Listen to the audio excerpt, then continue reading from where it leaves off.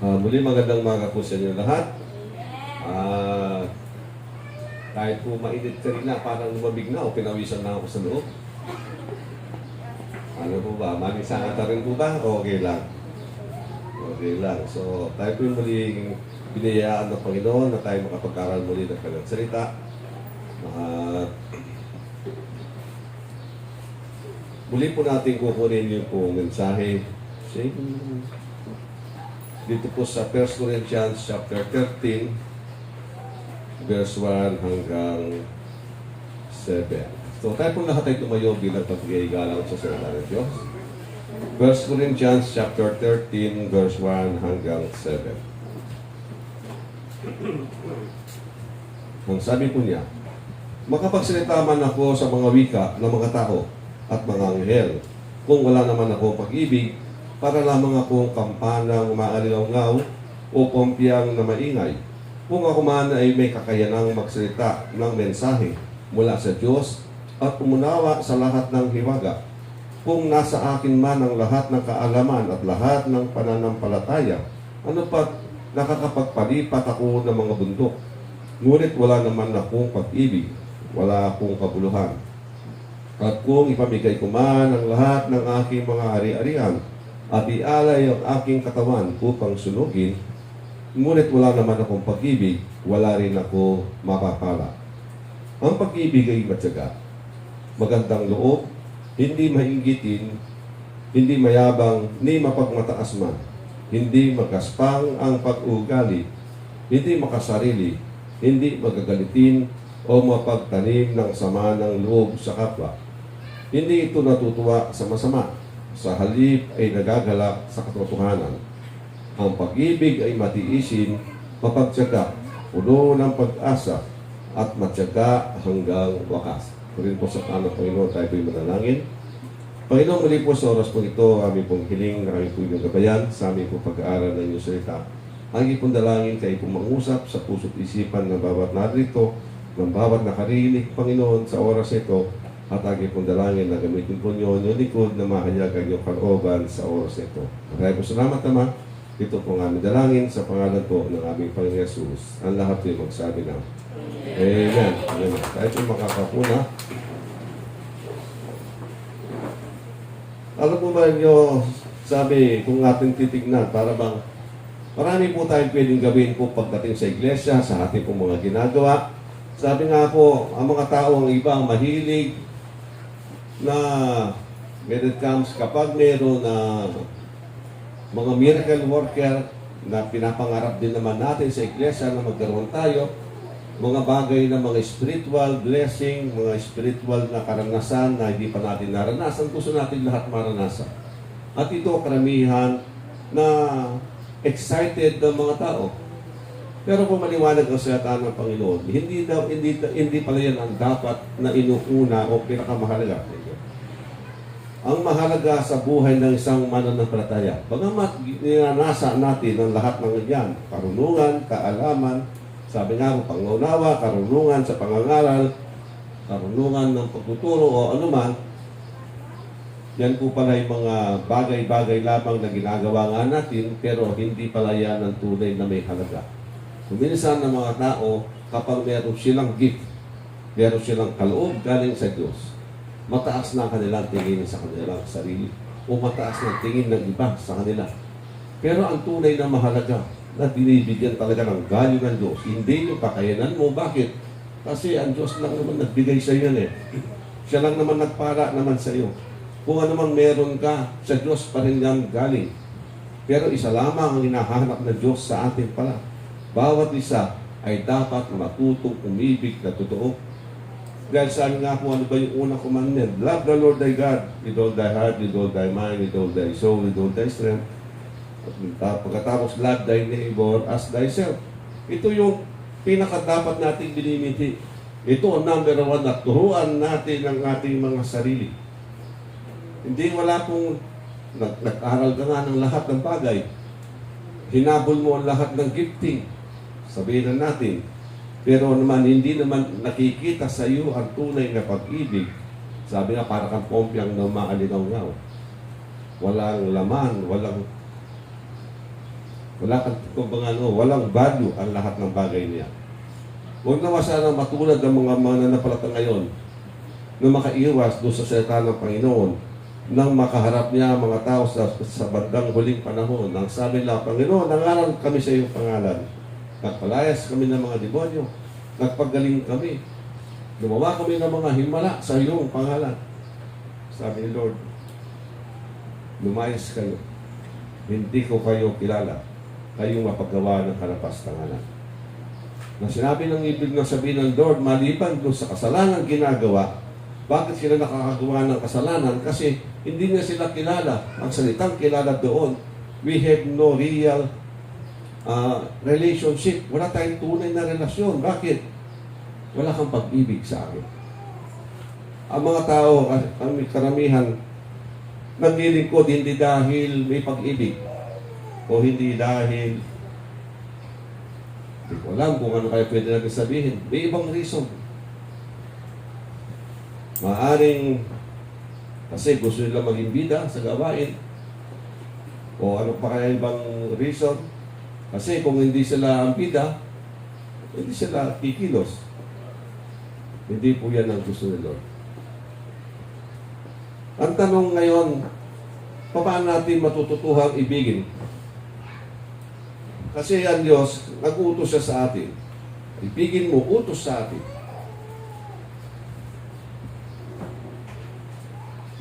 Ito ba'y sa gawa? Hindi, kung hindi siya magitan ng pagtuturo sa iyong sarili. Paano mo ililid ang iyong sarili para magawa mo? Mahirap sabihin na, mahal ko ang Panginoon. Tapos, ang tanong ko naman, bakit mo mahal ang Diyos? Ang sasabihin, kasi siyang lumalang sa akin. Sabi ko, hindi yan ang pag-ibig na hinahanap ng Diyos. Kinilala mo lang na ikaw ay nilalang. Pero wala kang tunay na pag-ibig sa Diyos. Wala ka lang sabihin, kundi nilang ka lang ng Diyos. At ikaw ay may takot sa Diyos, mga matot, sabihin natin may takot, pero minsan ang takot ay dahil kapag ano na, kapag kumukulog ka, doon ka lang natatakot. Pero pag tahimik ang lahat, wala kang takot. Para bang ibig sabihin, kapag tinatamaan na ng problema o sa karamdaman, doon siya natatakot. Pero kapag lahat ay tahimik at payapa, wala siyang takot, gawin ang gusto niyang gawin. Kapag may problema, luhod ng luhod. Kapag wala ng problema, takbo ng takbo sa gusto niyang gawin. Hindi po pag-ibig yun, paggamit yun sa Diyos. Ginagamit mo lang ang Panginoon para sa iyong sarili. So, kailangan po nating turuan. Paano natin matuturuan ang ating sarili? Sabi nga, ang daan tungo sa pag-ibig.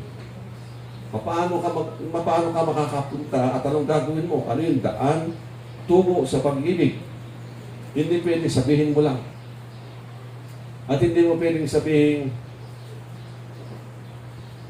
magbasa ka ng Bible, bagamat ito ang isang susi. Kahit alam mo lahat ng salita ng Diyos, hindi nangangulugang mas malalim ka ng pag-ibig kung sa hindi marunong sa Bible. Maraming tao hindi nakakaunawa ng Bible, pero malaki ang pag-ibig nila sa Diyos. Special yun, may mga karanasan sila sa Diyos. Pero, sa pag-aaral, ang isang susi na sinasabi nga, kapag tayo nag-aaral, gusto natin unawain. Gusto natin makilala, maunawaan kung sino ang Diyos, anong meron sa Diyos. Hindi yung ano yung doktrina. Doktrina kailangan nating matuto para maging mature tayo sa ating pananampalataya. Pero ang susi talaga ay pag-unawa. Bakit ang Diyos? Ito ang sinabi. Ano bang meron sa karakter ng Diyos? Dapat nating makilala, maunawaan ang tunay na kalaliman ng pag-ibig ng Diyos. Nasabihin malibaw sa mga tao, kapag sinasabi nating, mahal ako ng Diyos kasi siya napako sa krus para magkaroon ko ng pag-asa. Alam niyo, kung ganoon lang kasimple, mabagaw. Bakit? Alam lang niya yung napako, pero hindi niya alam kung sino yung napako at bakit siya napako, ano ba yung kalaliman ng dahilan, at ano bang kalakihan ng napako.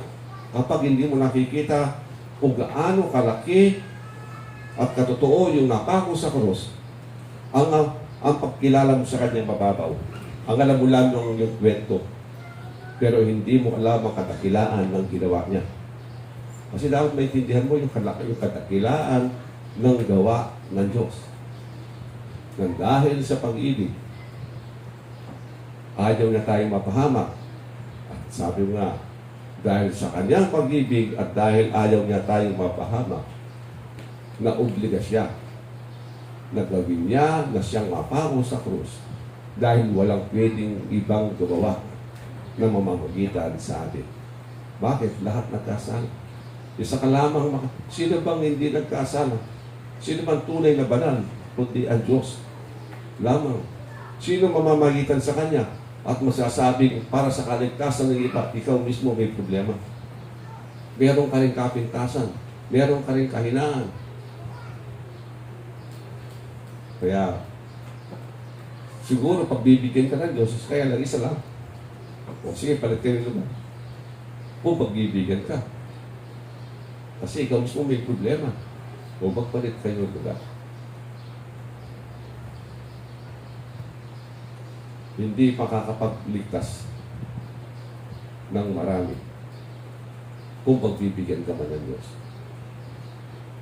Tandaan natin, ito yung dapat natin maintindihan. Gaano kalaki, katotoo, kadakila, ang gaano kababa ang Diyos ang kanyang puso na gawin niya yung gaano siya kaamo. Instead na bagsik ang ibigay niya sa tao, habag at awa ang binigay. Kung naintindihan natin, sino pa tayo para gawin niya yun? Yun lang isang tanong. Dapat maintindihan mo yung mga bagay-bagay. Bakit niya ginawa? Sino ka ba? Pero ang ginawa niya, nagsakripisyo siya. Isang bagay na katotohanan sa mga taong kulang sa pangunawa sa pag-ibig ng Diyos, sasabihin nila kahangalan na sinasabi mo, Diyos magpapapako para sa iyo? Imposible. Dapat pagtrabahuhan mo, kaligtasan mo. Hindi ang Diyos ang magtatrabaho para sa iyo. Sa atin ang Diyos ang gumawa ng daan para tayo maligtas. Sa mga taong matatalino sa mundong ito, ang turo nila, ikaw ang gumawa ng iyong kaligtasan. Pero alam natin, ang kabutihang gawa natin ay nagmimistulang maruming basahan lamang sa harapan ng Diyos. Paano yun? Bakit? Banal kasi siya. Ikaw na gumagawa, isa ka lamang marumi. Isa ka lamang makasalanan.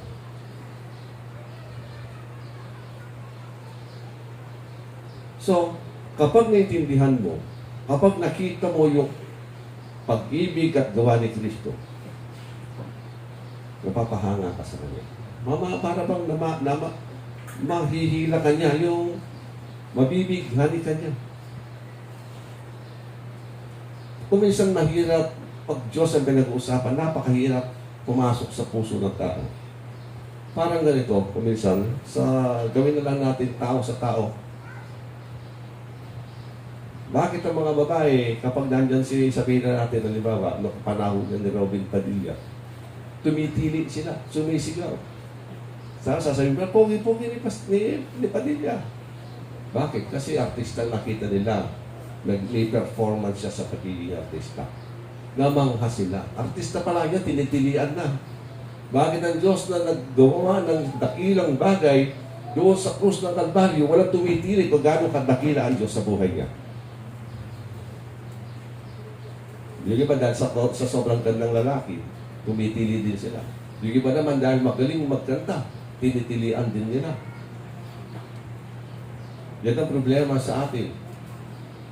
Pag usapang makamundo, gaman-gaman natin.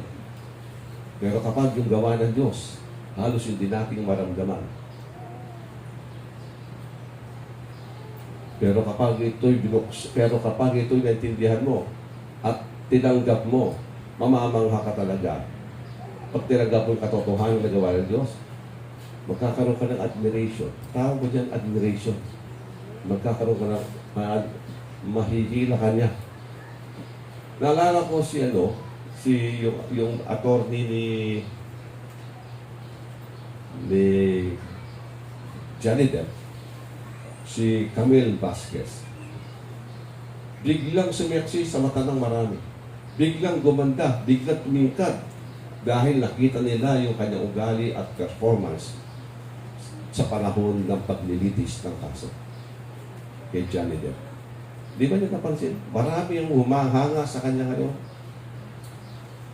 Dahil nakita nila yung kanyang trabaho at ugali doon sa kanya, yung performance niya doon sa kaso. Kaso pa lang yan ng mga demandahan na simple panglupa lang. Pero ang mga tao, maraming nabighanin. Tingin nila kay Camille Vasquez, isa siyang superstar. Bigla naging magaling, sexy, maraming umahangat lang gusto at nandidilaw na sa kanya yung iba. Bakit sa Diyos, sobra-sobra ang kanyang gawa, hindi maramdaman ng marami. Dapat yung admiration natin nasa Diyos.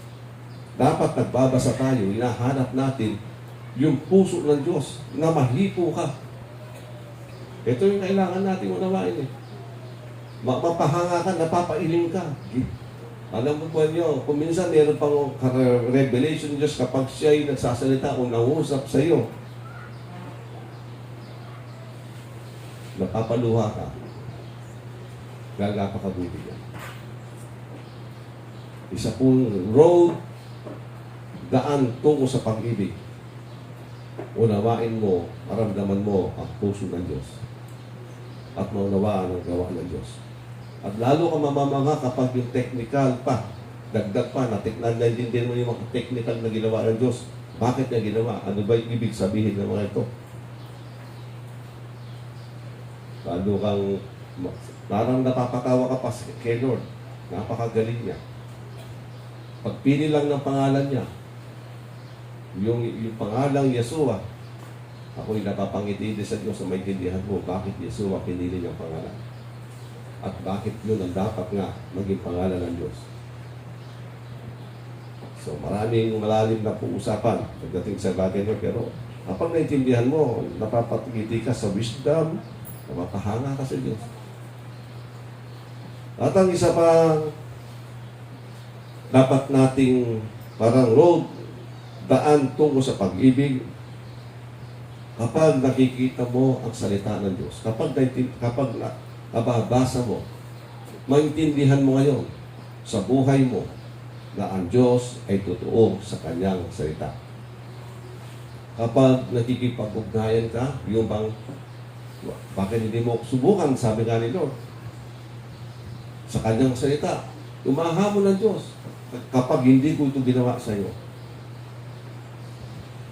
May mga taong sabihin natin malakas ba loob doon o talagang sinubukan ng Diyos. Pero hindi sila napahiya. Sila natuwa, totoo ang Diyos sa buhay nila. So nakita nila na ang Diyos ay totoo at tapat sa kanyang salita. Kaya mo ito importante alam mo ang salita ng Diyos. Kapag nakita mo that God in His Word, He is true and faithful, magkakaroon ka ng respeto sa Diyos. Highest respect. Kasi hindi nagsisinungaling ang Diyos kay God man. At totoo siya. At pinatotohanan niya ang kanyang sarili sa pamamagitan ng kanyang mga salita.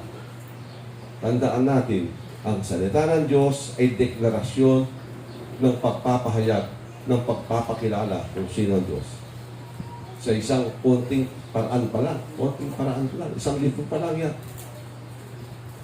Mga kwento-kwento pa, pero makikita mo rito, din nagdideklara ang Diyos kung sino siya. At pinapatunayan niya kung gagawin mo ito. Kasi tandaan natin, every promise, 99.9% may condition. Kapag naging totoo ka, makikita mo.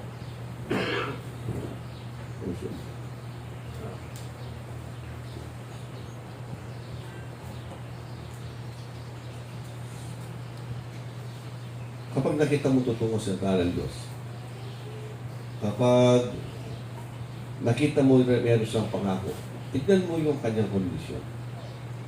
Tulad na sinasabi ko, hindi sinungaling ang Diyos. Sundan mo ang kanyang kondisyon, ibibigay sa'yo. Bakit niya sinabi? Kasi gusto kanyang sumunod para mapagpala.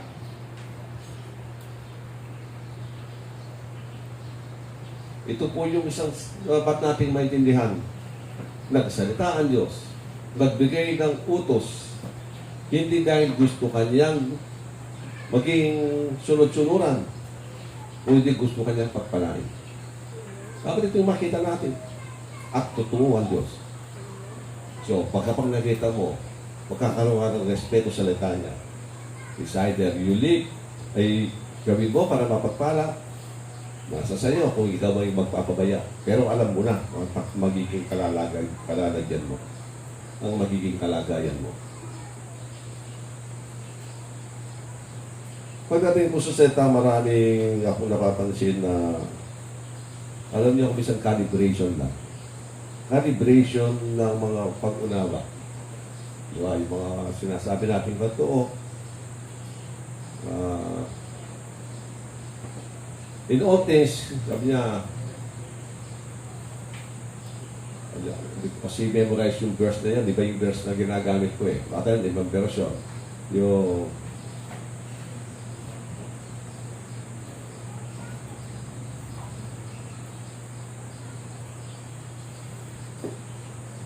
in all things, God causes, in all things, God works together for good, for those who love Him. Kaya tuloy, dahil mali ang version na ginamit, akala nila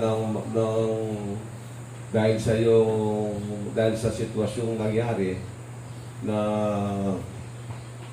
mayroong kasalanang nangyari, hindi na po gawa ng Diyos yun. Hindi niloob ng Diyos yun. Maaaring sabihin natin, inalaw na lang ni Lord, pero hindi niya ginusto. Kasi ang sabi ng Diablo, sabi ng Panginoon sa Diablo, dumating siya upang to steal, to kill, and to destroy. Ito po yung gawain ng Diablo.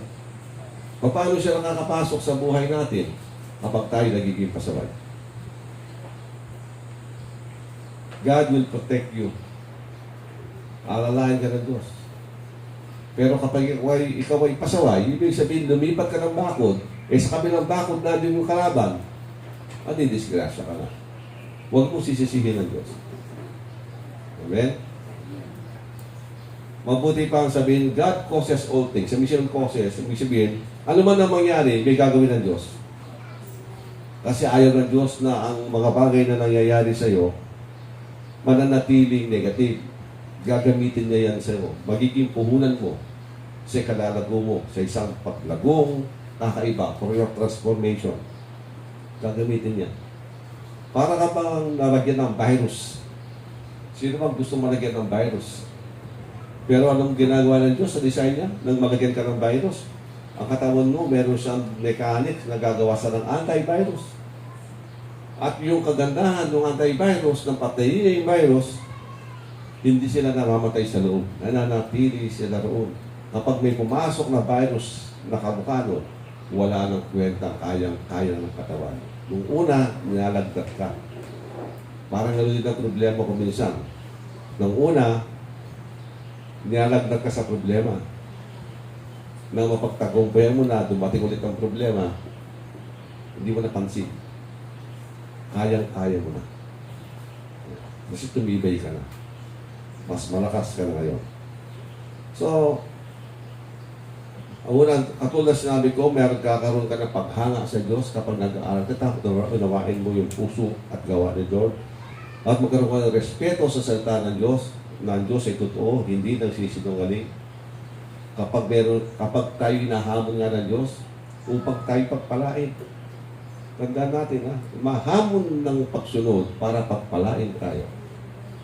Di ba kayo natutuwa, no? Nakalain mo. Hindi ka dapat mapagpala sa pagtumatawag. Gawin mo nga ito para pagpalain kita. Ganun po ang Panginoon. Lahat maintindihan natin. At pagkatapos, kapag nakikita mo ang kilos ni Lord, kapag ginawa mo ang isang bagay, di ba, pagpala si Lord? Para bang ganito? Para bang sabi niya, ah, gag- magtrabaho ka, sulanduhan kita, gawa tayo ng bahay. Sulanduhan ka. Nang matapos, sabi niya, ay ito'y susi sa'yo na. Kung minsan, ganun pa magpala si Lord. Inupahan ka lang, gumawa ng bahay. Nung matapos ang bahay, binigay sa'yo susi, sa'yo na. Ganun kalaki. Hindi lang natin maramdaman ngayon, pero nakahanda sa langit ang lahat ng yan. Dapat ganun ang ating pagkilala sa Diyos.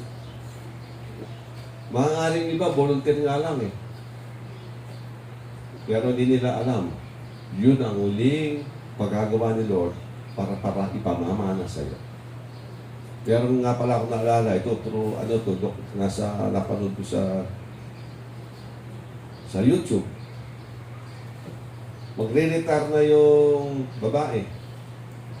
Nagtrabaho siya for more than parang doon na siya nagdalaga, nagkapamilya lahat hanggang umabot yung retirement niya. Ang sabi ng ito yung huling bahay na lilinisin mo. Oo, linis siya. Pagkatapos niyang ayusin, pero inayos siya yung bahay. Binigay yung susi, iniwan. Ito yung pamana namin sa iyo.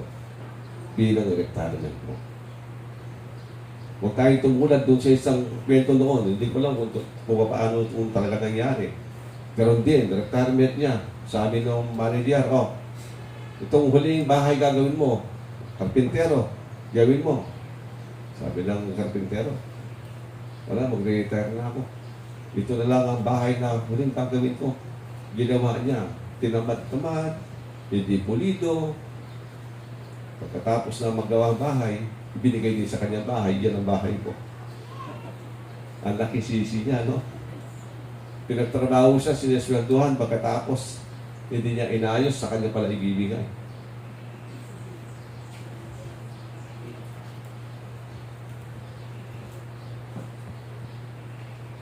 Kaya pagdating sa atin, tapat ang Diyos, magtapat din rin tayo.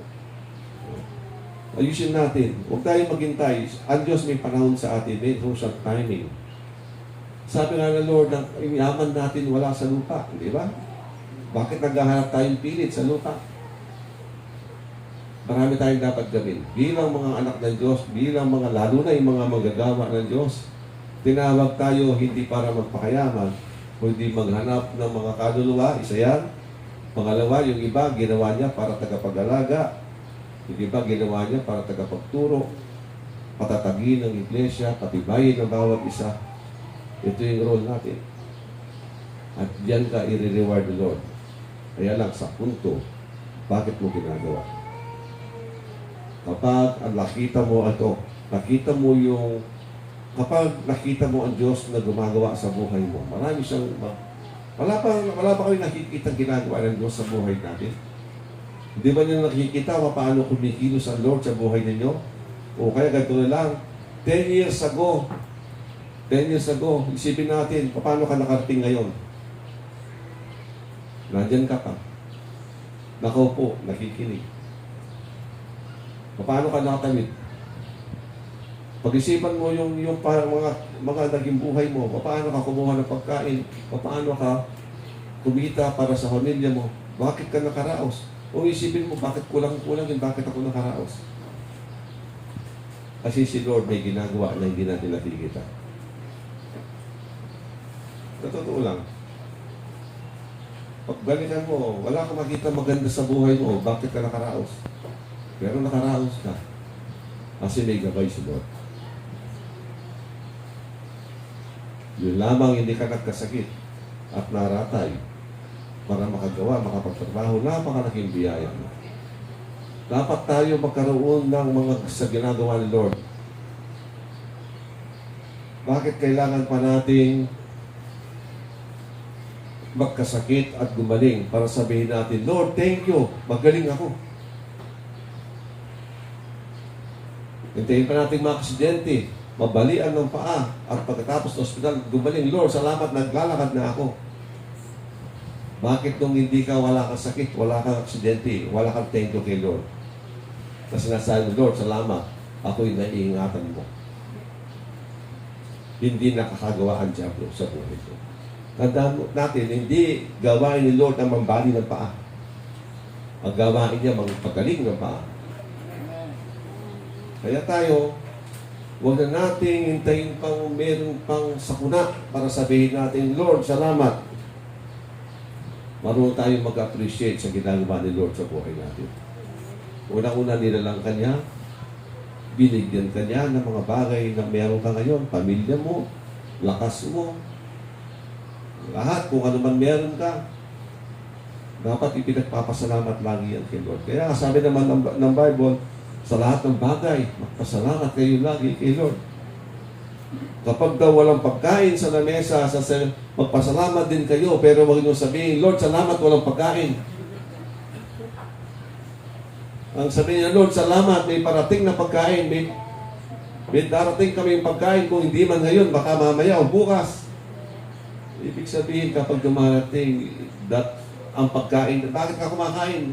Para manatili kang manusog, hindi mo ba? Alam ko niya, dito ang himala ng Diyos. Marami nagkukulang ng pagkain pero manusog.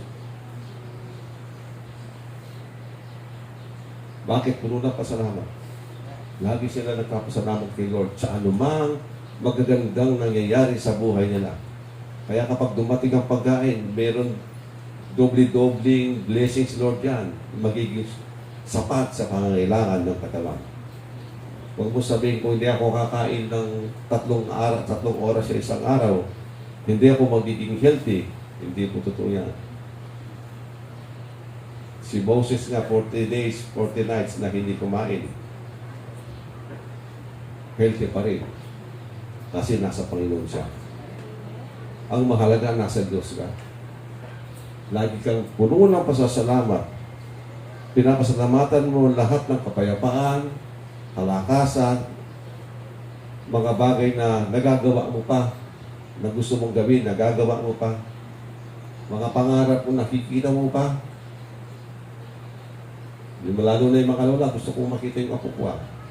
Sabihin lang. Marami mga nanay na gusto nila makita, na maliit pa yung anak, sasabihin, gusto kong makita yung apo ko sa anak kong ito. Makita lang, blessed na siya.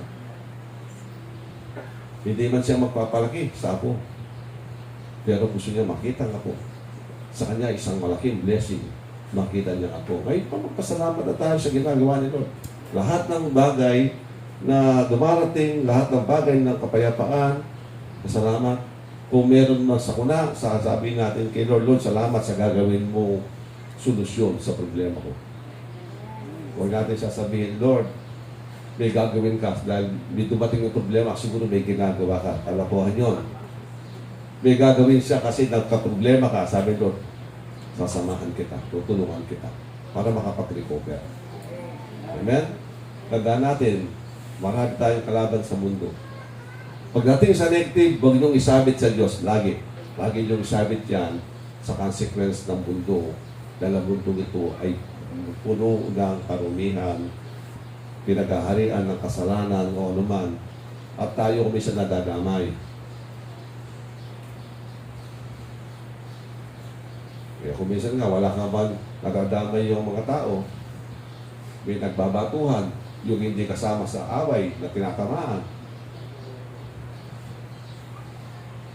Huwag natin sabihin, kalooban ni Lord yun.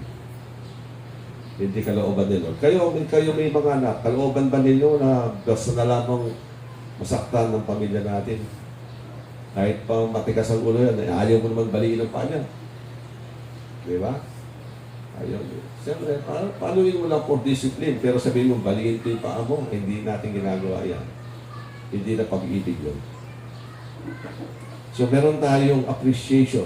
Dapat, meron tayong pagkilala, pagbibigay halaga sa mga bagay na tinanggap natin. Sa mga bagay na nararanasan natin. Bigyan natin ito ng pasalamat. Lord, salamat. Pagkain ngayon, di ba, ako naturuan ko na rin na sarili ko kahit pa paano. Every morning, ang unang panalangin, Lord, salamat sa bagong araw. Kayo ba nagpapasalamat sa bagong araw na binibigay ni Lord? Dapat laging ganun. Kapag pinasalamatan mo na, nandun na yung anghel nagbabantay sa'yo. Nagdo-double time na kasi pinasalamatan mo na yung araw eh. Yun ang kagandahan mo. Kung nakakasingit man ng kalaban, kaya hirap sila. Kasi talaga nagdo-double time ang bantay mo. So, appreciate natin. Kapag nakita natin ang kabutihan ng Diyos, kung gaano siya, pag-ibig niya at gawa niya, hahanga ka sa Kanya, natutuwa ang puso mo, tapos magkakaroon pa lang pag sa pagbasa mo, nakikita mo, totoo sa salita ng Diyos, totoo siya sa Kanyang pangako, at sa buhay mo, kapag nakikita mo, paano Kanya inaalagaan, paano Kanya binabantayan o ginagabayan, at tumatanggap ng mga, kahit anong tanggapin mo, sabi nga ng Bible, lahat na mabubuting bagay galing sa Ama. Kaya isang bagay na mabuti tinanggap mo, pagpasalamat ka lagi sa Diyos Ama. Siya pinagmumula ng lahat ng mabubuting bagay.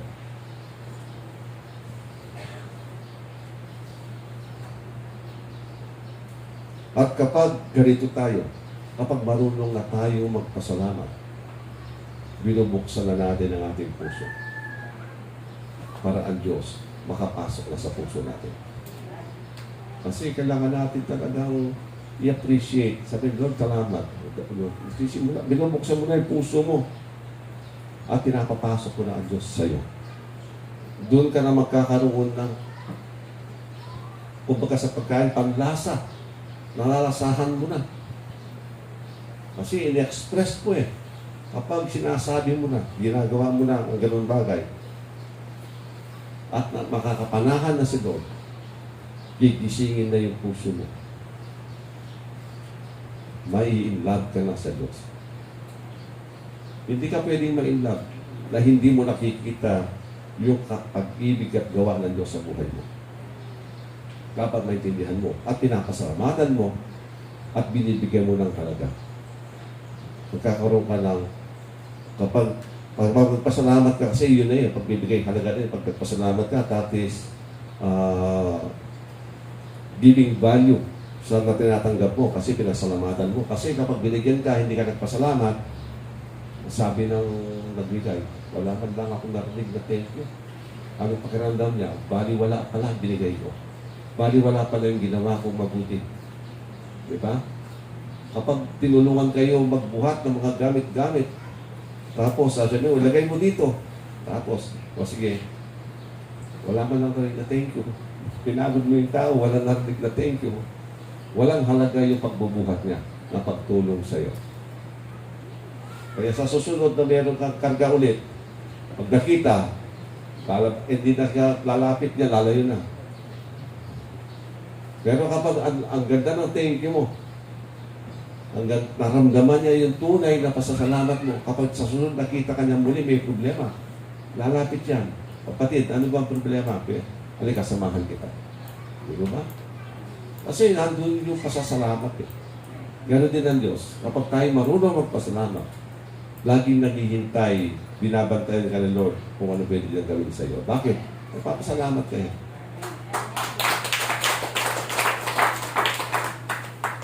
At kapag ganito na tayo, dito na papasok yung sinatang gusto ko na maging life partner. Diba? Dito na papasok yung gusto ko na maglingkod sa Diyos. Gusto ko nang isuko ang aking sarili sa Diyos. Gusto ko nang isurrender ang aking buhay sa Diyos. Doon na magsisimula ang tunay na relasyon mo sa Diyos. Kapag sinabi mo, I want to commit myself, I want to surrender myself, ibig sabihin, hindi na gusto kong gagawin ko kung anong gusto niya. Kasi believe ka na eh. Nakita mo pag-ibig niya. Nakita mo totoo kanyang salita. At nakita mo yung kahalagahan ng kanyang ginagawa na hindi ka man karapat-dapat pero tumatanggap. Saan ka pa pupunta? Saan ka pa pupunta kung gano'n ang Diyos? Kahit hindi ka na dapat bigyan, binibigyan ka pa kuminsan ng Diyos. Binabantayan ka pa rin. Inihimok, tumatakbo ka na nga ako minsan, hinihila ka pa niya pabalik. Kasi alam ng Diyos, may problema ka lang, kaya hindi ka niya pinapatulan. Ayusin ka pa rin ni Lord. Ganun ang pag-ibig ni Lord.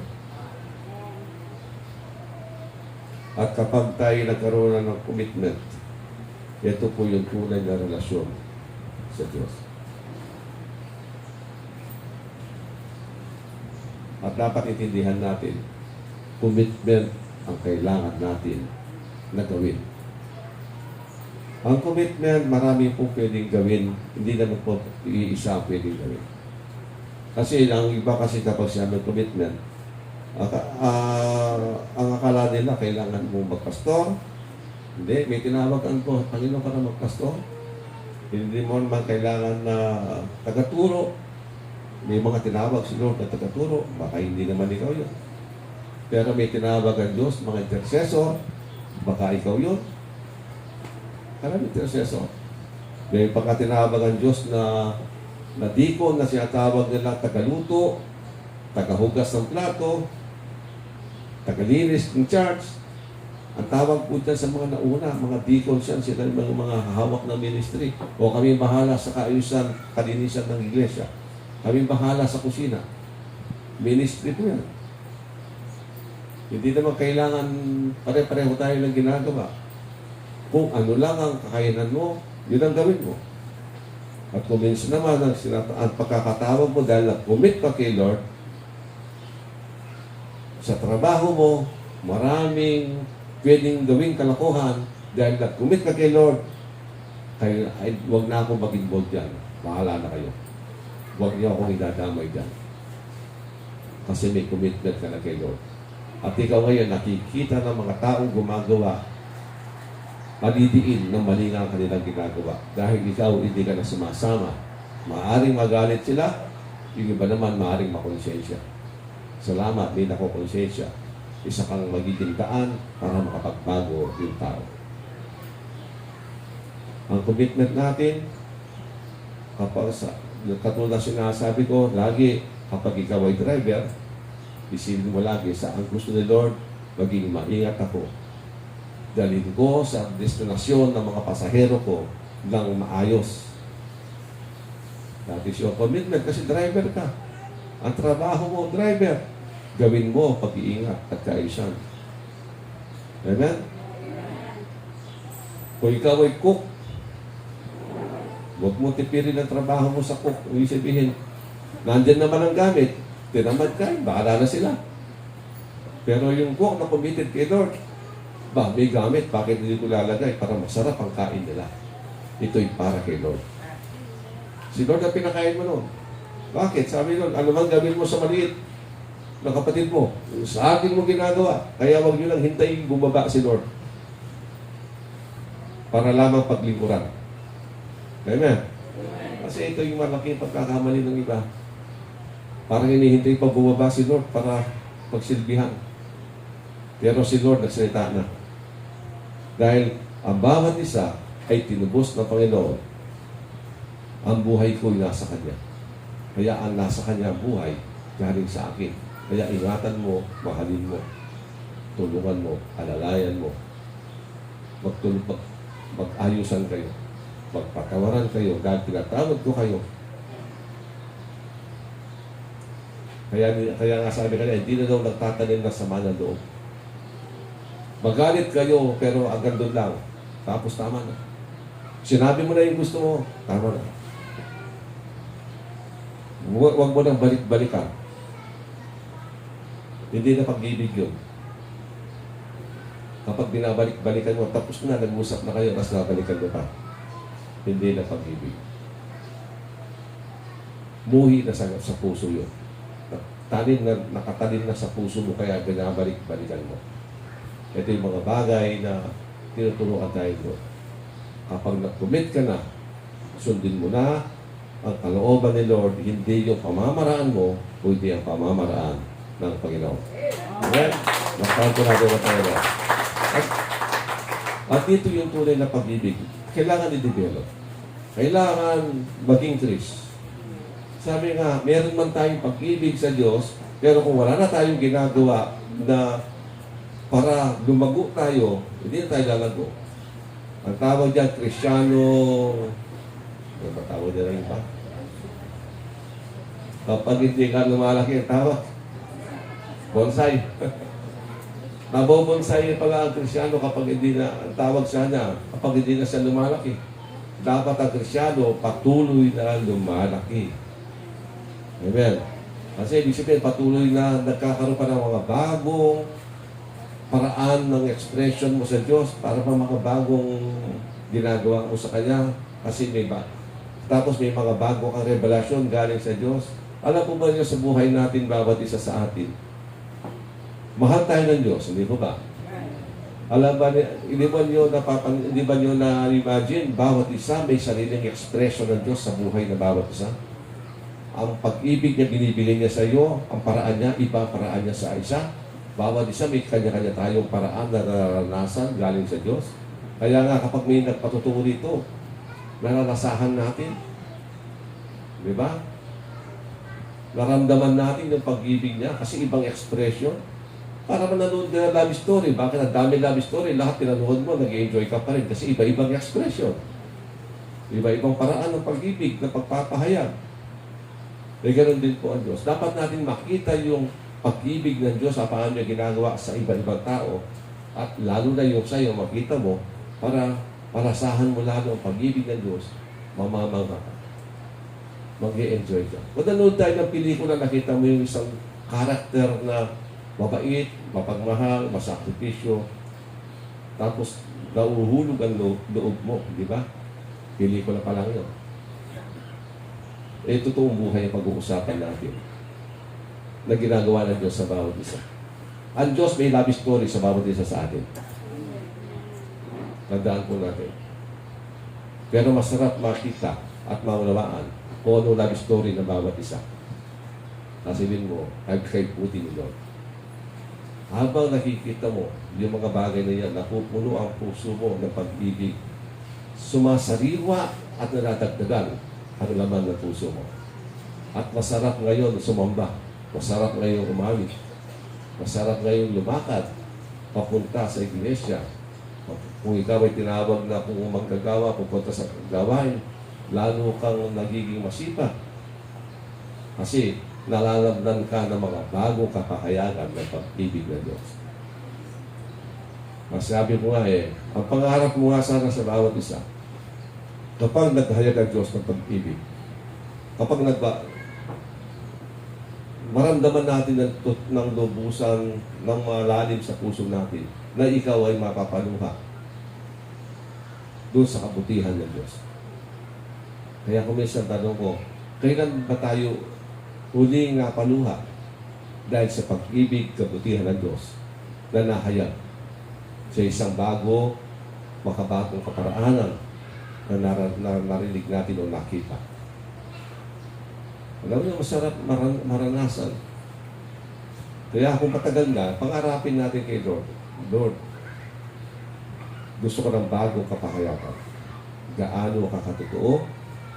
Gaano katotoo ang pag-ibig mo? Kasi sa ganoong paraan, doon ka lamang lalago sa pag-ibig. Kasi kung ano ang tinanggap mong sukat, yun ang magiging pundasyon mo, kapakan mo. Kung magano yun ang springboard mo, the more, o the more din, mas marami kang pwedeng mag-accomplish. So sabihin natin, kagalakan, mas malaki kagalakan mo. Which is given. Tandaan po natin, kung minsan hindi ito yung isang problema, kaya kailangan talaga yung huling bahagi, yung commitment, surrender. Kapag wala kang surrendered life, wala kang commitment kay Lord na gawin mo yung kanyang kalooban sa buhay mo, na siya masunod na sa buhay mo, hindi na siya nagre-reveal basta kapag dumating ka sa puntong ayaw mong kumilos.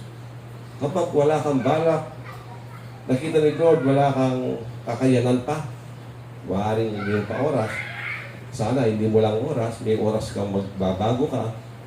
Kapag nakita niyang walang pagbabagong mangyayari kapag nagpahayag siya, salamat kung hindi siya magpapahayag. Bakit? Magkakasala ka lang. Pagkatapos mong tanggapin ng isang magandang katotohanan kung gaano kabuti ang Diyos, pagkatapos, walang makitang bunga sa buhay mo, walang saysay. Walang appreciation na yun. Wala nang pagbibigay halaga. Kaya ka nagkakaroon ng halaga kasi may mangyayari, may gagawin ka. Ang unang-unang ginagawa, yung papuri, pasasalamat sa Diyos. At tapos sumusunod na yung mga pagbabago sa buhay. Kapag tayo'y nakakaranas, kumisa inaalaw naman ni Lord yung mga karamdaman, hindi dahil sa gusto niya, inahayaan niya matamaan ka.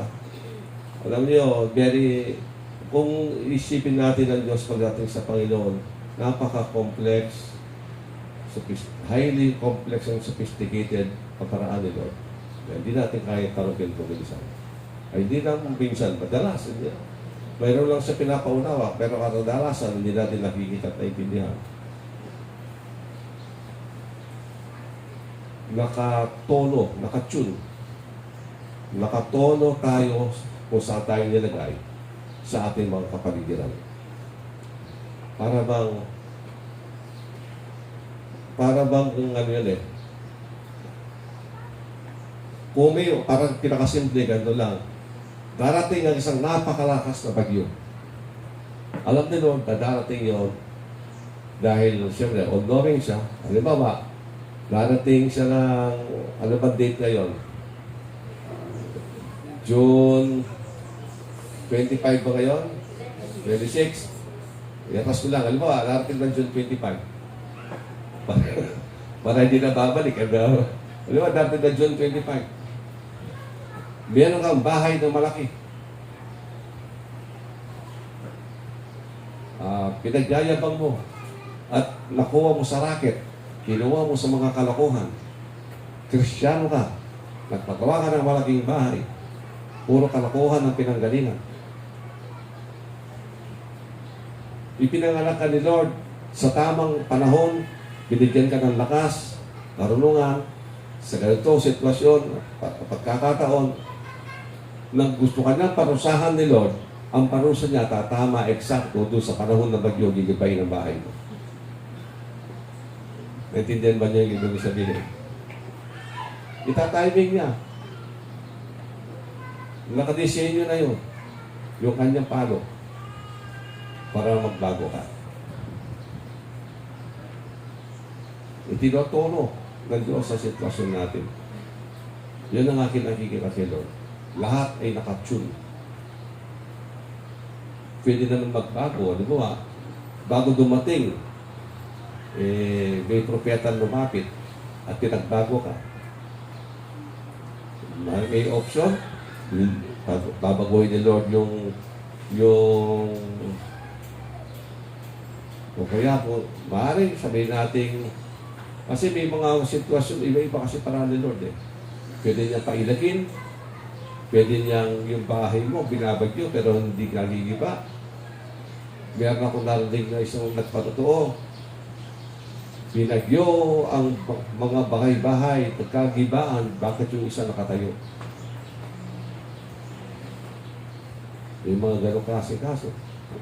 Kasi napaka-close nila ng Lord. Hindi siya ordinaryong naniniwala. Malalim ang kanilang relasyon ni Lord. Very close sila, intimate sila ng Lord.